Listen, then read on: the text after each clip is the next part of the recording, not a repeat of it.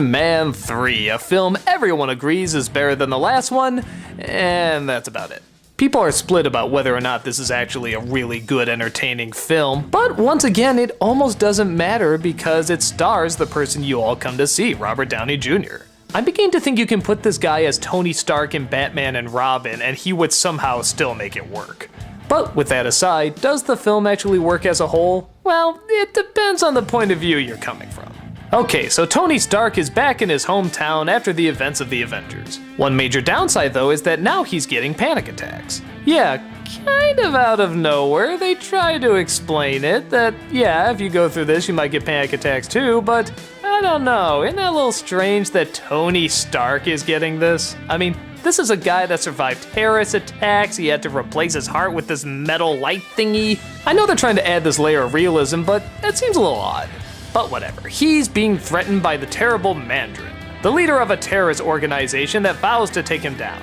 After nearly killing his bodyguard, Tony Stark swears to go after the Mandarin and does the incredibly foolish thing of giving him his home address on public TV for all the world to see, with no plan after that.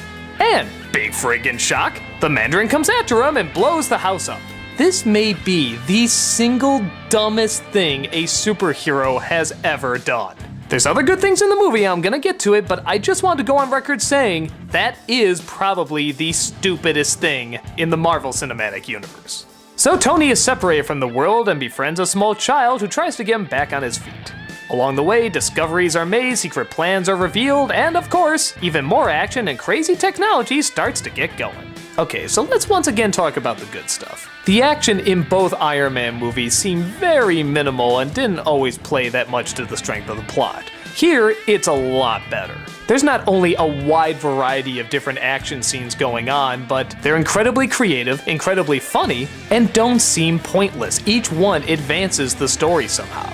It's also nice to see that things are kind of stepping up in size. I mean, this is a movie that's coming off of the Avengers, so they know they gotta step up their game a bit, and yeah, they kind of do. There's a lot of suits all over the place, his house is blown up, he has to travel alone, he has to start from scratch again. But it isn't just a retread of the first movie either, where he's captured by a terrorist, it's a different kind of being alone. Even the idea of a child finding a superhero and trying to help him out, that could have so easily been terrible, but they got a good child actor and they wrote him pretty decently, and they spent just the right amount of time on him. You think he's gonna follow Iron Man throughout the entire film and get captured and he needs to save him, but no, he's in the exact amount of time he needs to be in it.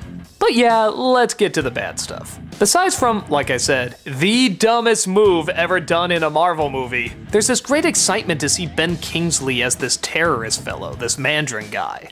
Now, in the comic, he's an alien, and yeah, I guess you can't really do that here, or could you? I don't know, with the Avengers they kinda got away with it okay, but whatever, I didn't read the comics, so I'm not gonna be a purist. However, without giving too much away, what they do to this character is gonna piss off a lot of people.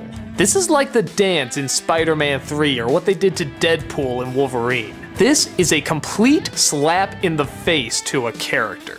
But with that said, it is funny. It was a legitimate twist I didn't see coming, and it did actually get a few laughs out of me. But again, is that what people are looking for? Probably not. Even though I didn't read the comic, I as well wanted to see the awesome Ben Kingsley go up against the awesome Robert Downey Jr., but instead, who do we get? Some asshole in a suit again! Oh my god, why do these guys keep popping up? Nobody cares if he wrongs someone out of a business or something. It's a comic book movie. Give us comic book villains. Every time you always have in these Iron Man movies, they're either embarrassing, out too early, or embarrassing again. It's kind of like watching a Batman movie where he's fighting the Joker and then halfway through you find out, oh, the Joker was just a hologram. The real mastermind is this guy who wants to get you for tax fraud or something. Who gives a shit? We want to see a comic book movie, especially after one that celebrated what a comic book movie it was with the Avengers. So once again, we're stuck with kind of a half and half movie. On the one hand, the action is good and is visually interesting and there's some fun ideas and Tony Stark is still really funny and they're evolving him a little bit more. But on the other hand, some of these choices are just so bizarre and so strange and just downright dumb. I get the idea behind Tony Stark. He's sort of this tortured genius who has a lot of brilliance but not a lot of wisdom. But come on, some of these moves are just downright stupid. For my money, I'm still glad I saw it. Again, is it technically a good film? Kinda hard to say. I mean, you still get the Iron Man-y stuff you want to see, just a bunch of technology and action and smart-ass lines. But yeah, it is a little weird that the best of the Iron Man movies is the original, and even that had kind of a slow, silly second half.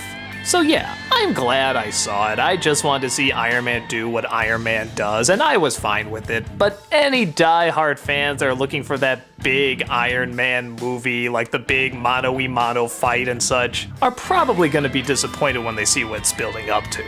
If you're just a typical moviegoer looking for a typical action film, this one's a lot of fun. But if you're looking for the evolution of a character or a story, you, like this movie, will probably have to take a step back.